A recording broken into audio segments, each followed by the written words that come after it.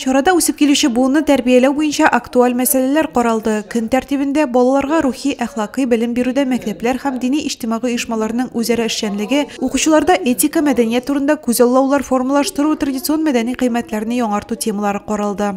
4 ел буена инде менә шушы әдәп әхлак дәресләре алып барыла. Мәктәпләрдә тәгълим үзәгендәге мөгаллимнәр килеп, балаларга әдәп дәресләрен укыталар.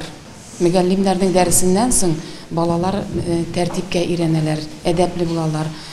Бөтенләй татар балалары инде бу дәресләрдән соң бик үзләрен башкача тоталар. Дәрестә дә, тәнәфесләрдә дә, өйдә һәм башка җәмгыять эшләренә катнашканда башка төрле тоталар үзләрен.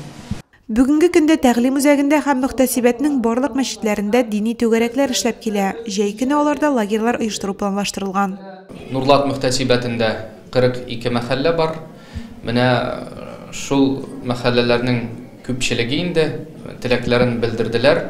Мәчет тирәсендә лагерьлар үткәрү.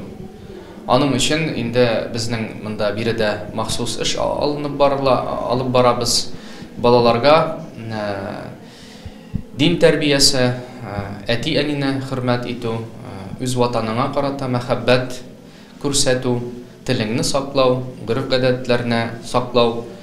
Шул ният белән иншаллах бу җәй көннәрендә балалар өчен, яшьләребез өчен ул булачак.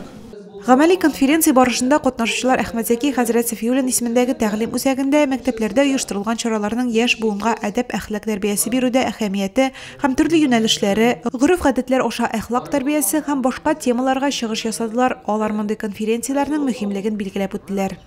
Айгөл Сергеева, Рөстәм Шахапов, Нурлат хәбәрләре.